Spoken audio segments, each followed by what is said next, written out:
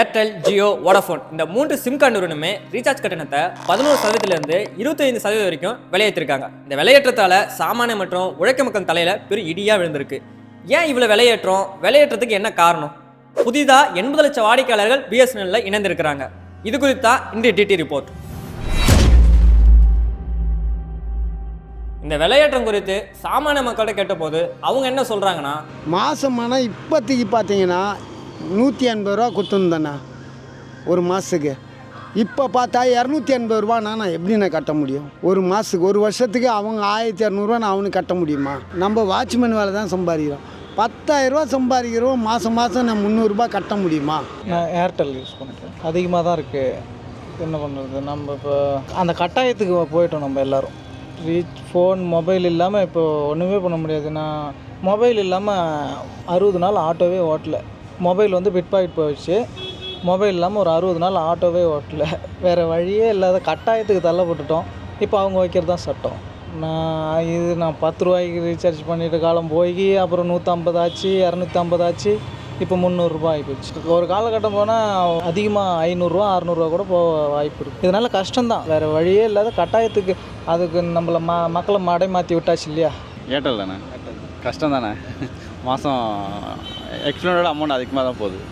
இன்னும் அது இல்லாமல் இருக்க முடியாதுல்ல. ஏன்னா கால் டிரைவரு, நெட் இருந்தால் தான் பிஸ்னஸ் இருக்குது, இல்லைனா ஒன்றும் பண்ண முடியாது. முன்னே நார்மல் பண்ணிங்கன்னா ஒரு 350 பண்ணும்போது நார்மலாக இருந்துச்சு. எனக்கு 1 GB டெய்லி 1.5 GB டெட்டாக இருக்கும், அது நம்ம யூஸ்ஃபுல்லாக இருக்கும். ஸ்மார்ட் ஃபோனை யூஸ் பண்ணதுலேருந்து இப்போ அது டாக்ஸின்னு வரும்போது நம்ம கூகுள் பே அதெல்லாம் யூஸ் பண்ணும்போது அது இல்லாமல் இருக்க முடியாது. நான் இப்போது ஏர்டெல் யூஸ் பண்ணிருக்கேன். கொஞ்சம் கஷ்டமாக தான் இருக்குது. ரீசார்ஜ்லாம் கொஞ்சம் அதிகமாக ஏற்றிருக்காங்க. என்ன நினைக்கிறாங்கன்னு தெரில. அம்பானி வெட்டிங் வேறு வந்திருக்கு. எனக்கு தெரிஞ்சு அது மொய் பணம் தான் நினைக்கிறேன். அதனால் அதை தொடர்ந்து ஏர்டெல் யூஸரும் அப்படி பண்ணுறாங்க. மந்த்லி 1.5 GB இல்லை 2 GB போடுவேன். இது எவ்வளோன்னா அரௌண்ட் 250 to 299 அதுக்குள்ளே தான் வரும். ஆனால் இப்போது ரீசார்ஜ் இன்க்ரீஸ் பண்ணனால ஒரு 350 வருதுன்னு நினைக்கிறேன். போட கஷ்டமாக தான் இருக்குது.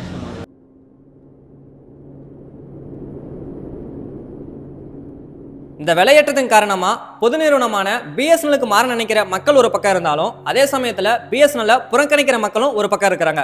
இது சம்பந்தமா மக்கள்கிட்ட கேட்டபோது அவங்க என்ன சொல்றாங்கன்னா, நான் பிஎஸ்என்எல் சிம் யூஸ் பண்ணால் டவர் வர மாட்டேது. இப்போ எங்கள் கிராமத்தில் வில்லேஜில் கரண்ட் ஆஃப் ஆனால் டவர் அவ்வளோதான், சிம் முடக்க போட்டுருது. அதுக்கு பிஎஸ்என்எல்லுக்கு வந்து ஜியோவுக்கு கொடுக்குற அந்த பெனிஃபிட் எல்லாமே பிஎஸ்என்எல்லுக்கு கொடுத்து இது பண்ணால் நம்மளுக்கு நல்லா பெட்டராக இருக்கும். அமௌண்ட்டும் கம்மி. அது நம்ம எவ்வளோ தூரம் பணம் செலவு பண்ணாலும் அது கவர்மெண்ட்டை போய் சேரும், திருப்பி அது நமக்கே வரும். ஆனால் இதில் அது அந்த மாதிரி எந்த ஒரு இதுவுமே இல்லை. அது 4G வரல. நான் 4G இருந்தால் தான் அதுக்கு இருக்க முடியும். ஆமாம், ஸ்பீடு 4G வரணும், கவர்மெண்ட் கொடுக்க மாட்டேங்கிறாங்க. இல்லை, மற்ற ஆப் எல்லாமே 5Gக்கு வந்துட்டாங்க. மற்ற ஆப் எல்லாமே அதுக்கேற்ற மாதிரி ஸ்பீடாக இருக்குது. மற்ற இது அந்த டைமில் நம்ம டியூட்டி டக்குன்னு வரும்போது சுற்றிட்டு இருக்கும்போது நமக்கு வராதில்ல, அடுத்தவங்க தட்டிட்டு போயிடுவாங்கல்ல. அதை பற்றி எனக்கு ஐடியா இல்லை. அது நெட்வொர்க் ஸ்பீடாக இருக்குமா அப்படின்ட்டு ஐடியா இல்லை.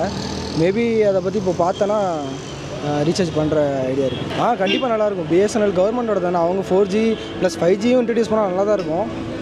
ஆனால் இல்லை, நம்ம இது தான் ஆகணும்.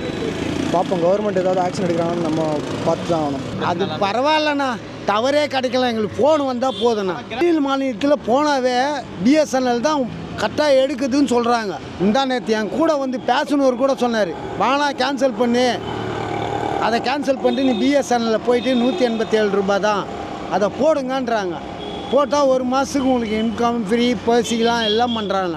ஆனால் இது மாதம் ஏற்றினா நாங்கள் என்னங்க மாதம் எங்கேங்க வாட்ச்மேன் வேலை செஞ்சு சம்பாரித்து எப்படிங்க கட்ட முடியும்? இல்லை, பிஎஸ்என்எல் சிக்னல் ரேட்டு வந்து கம்மியாக இருந்தாலும் வெளியூருங்களுக்கு, கிராமப்புறம் நிறைய ஊருங்க இப்போ சிக்னல் சரியான முறையில் கிடைக்கிறது கிடையாது. இதுக்கு அதுக்குள்ள வித்தியாசம் இதுதான் வந்து. இப்போ ஏர்டெல் பார்த்தீங்கன்னா எல்லா சிக்னல் நல்லா கிடைக்குது. பிஎஸ்என்எல் சிக்னல் சரியாக கிடைக்க மாட்டேங்குது. அவள் சிக்னலுக்கு சரியாக கிடைக்காதுன்னு தான் நம்ம என்ன பண்ணுறோம், ஏர்டெல் யூஸ் பண்ண வேண்டியதாக இருக்குது வந்து. இப்படி மக்களுக்கு குறைகளை குறித்து பிஎஸ்என்எல் எம்ப்ளாயி யூனியனோட அசிஸ்டன்ட் ஜெனரல் செக்ரட்டரியான திரு செல்லப்பா அவர்களிடம் கேட்டபோது அவர் என்ன சொல்றாருன்னா, நான் பிஎஸ்என்எல் யூஸ் பண்ணுறேன். எங்கள் வீட்டில் எல்லாரும் பிஎஸ்என்எல் லேண்ட்லைன் இருக்குது, பிஎஸ்என்எல் யூஸ் பண்ணுறோம். ஆனால் என்ன பிரச்சனைன்னு கேளுங்களேன், எனக்கு கூட என் வீட்டில் இருந்து பிஎஸ்என்எல் கிடைக்காம வெளியே வந்து பேச வேண்டிய கட்டாயம் இருக்குது. இதுதான் ரியாலிட்டி. என்னுடைய மொபைல் நம்பரெல்லாம் நான் பேங்க்குக்கும் எல்லாத்துக்கும் கனெக்ஷன் அதில் தான் கொடுத்துருக்கேன். ஓடிபி வரணும்னா நான் வீடை விட்டு ஒரு 4 ஸ்டெப்பு போனால் தான் கிடைக்கக்கூடிய சூழல் இருக்குது. அது எப்போ தீரும்? இது என்ன காரணம்? இதுக்கு 4G சேவையை கொடுத்து டவர் நிர்மாணம் பண்ணால் தான் இந்த பிரச்சனைகள் தீரும். நம்பிக்கையோடு காத்திருக்கிறோம். சீக்கிரம் அந்த நிலைமை மாறும். இந்த மாதிரிலாம் இருந்தால் ஆனால் நாட்டுக்கு இதெல்லாம் பொறுக்காதுண்ணா. எப்போ இந்த மோடி ஆட்சி வந்தாலுமே எங்களுக்கு எதனா ஒரு பிரச்சனை தானே. அந்த ஆள் வந்தாலே எங்களுக்கு தலைவலி தான். மோடி வந்தாலே தலைவலி தான். தமிழ்நாடே நாசம் பண்ணிட்டு போயிட்டான். எல்லாத்தையும் இங்கே ஏற்றி விட்டு அவன் பணக்காரனுங்களுக்கு எல்லாத்தையும் ரிசோர்ட் பண்ணிவிட்டு எல்லாத்தையும் கேன்சல் பண்ணிவிட்டு அவன் மாட்டுன்னு போய் கோயிலில் உக்காந்திக்கினான். இதுதான் உண்மை. ஏன்னா பிஹெச்என்எல் கவர்மெண்ட் இது இல்லை, அவன் வளர்ந்தா நாடு வளர்ந்துடும். இவனுங்க வளர்ந்தான்னா இவனுங்க பெட்டி ரொம்ப நம்ம நாடு வளராதுல்ல. அதனால் டவர் இல்லை அது இல்லைன்னு போய் சொல்கிறானுங்க. பணம் தான். அவங்க ஊழல் பண்ணுறதுக்கு தனியார்கிட்ட கொடுத்தா தான் ஊழல் பண்ணி நல்லா சம்பாதிக்க முடியும். அவ்வளோதான் விஷயம். மக்கள் கூறுவது போல உண்மையிலேயே விலையேற்றத்துக்கு அரசு தான் காரணமா? திரு செல்லப்பா அவர்கள் என்ன சொல்றான்றதையும் கேட்போம். ஏன்னா அரசு தன் சொந்த நிறுவனத்துக்கு தான் கொடுக்கணும். ஆனால் அரசு கடைப்பிடிக்கக்கூடிய கொள்கை உள்ளது ப்ரோ கார்ப்பரேட் பாலிசி. கார்ப்பரேட் நிறுவனங்களுக்கு ஆதரவாக எடுக்கக்கூடிய நிலைமையை பண்ணுறாங்க. ரிலையன்ஸ் ஜியோவுக்கு உதவி செய்வதற்காக, மற்ற தனியார் நிறுவனங்களுக்கு உதவி செய்வதற்காகத்தான் அவர்களுக்கு செயல்பாடுகள் இருக்கின்றனதை தவிர பிஎஸ்என்எலுக்கு எந்த விதமான பொதுத்துறையை காப்பாற்ற வேண்டிய எண்ணம் அரசுக்கு இல்லை. ப்ரோ கார்ப்பரேட் பாலிசி தான் அதுக்கு காரணம்.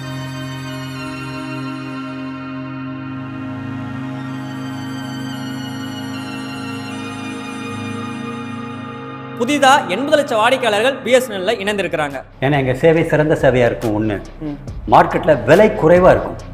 ஜியோவை விட, ஏர்டெல்லை விட, வோடஃபோனை விட பிஎஸ்என்எல் விலை என்பது குறைவாக இருக்கும். நாங்கள் ஏழை எளிய மக்களை நம்பி இந்த பிஸ்னஸை செய்கிறோம். ஆகவே விலை குறைவாக கொடுத்தா எங்கள் பக்கம் நிறையா வருவாங்கன்னு சொல்கிறாங்க. இப்போ கூட பாருங்களேன், 70 லட்சத்துக்கு மேலே இந்த ஒரு வாரத்திற்குள்ள பிஎஸ்என்எலுக்கு சந்தாதாரர்கள் புதிதாக இணைந்திருக்கிறார்கள். பிஎஸ்என்எல் தான் நான் இப்போதைக்கு பெஸ்ட்டு. பிஎஸ்என்எல் தான் ஓப்பன் பண்ண போகிறோம். 188 ரூபா கொடுத்தா எல்லாம் போடுறாங்களா. இதிலிருந்து பார்க்கும்போது தனியார் தொலைத்தொடர்பு நிறுவன விலையேற்றத்தால சாமானிய மற்றும் உழைக்கும் மக்களையே கடுமையாக பாதிச்சுள்ளது. சந்தையில் பொதுத்துறை நிறுவனமான பிஎஸ்என்எலுக்கு 4G 5G சேவை கொடுக்காம இருப்பதே தனியார் நிறுவனங்களுடைய விலையேற்றத்துக்கு காரணமாக கூறப்படுது. அரசாங்கம் தனியார் நிறுவனங்களுக்கு கவனம் செலுத்தாம பொதுத்துறை நிறுவனமான பிஎஸ்என்எலுக்கு கவனம் செலுத்தினா மக்களுக்கும் பலனாக இருக்கும், அரசாங்கத்துக்கும் பலனாக இருக்குன்னு இது மூலமா தெரிய வருது. பொதுத்துறையின் முன்னேற்றம் தான் மக்களின் முன்னேற்றம், மக்களின் முன்னேற்றம் தான் நாட்டின் முன்னேற்றம். இப்போ மக்கள் #கம்பேக் பிஎஸ்என்எல்னு எக்ஸலத்தில் ட்ரெண்ட் செஞ்சுக்கிட்டு பிஎஸ்என்எலோட தேவையை அரசிடம் வலியுறுத்தி வராங்க. இதற்கெல்லாம் அரசாங்கம் என்ன செய்ய போகுது? பிஎஸ்என்எலுக்கு 4G 5G சேவை கொடுக்க முன்வருமா? பொதுமக்களின் தேவையை பூர்த்தி செய்யுமா? அல்லது தனியார் நிறுவனங்களுக்கே முக்கியத்துவம் கொடுக்குமா என்பதுதான் நம் முன்னுள்ள கேள்வியாக உள்ளது.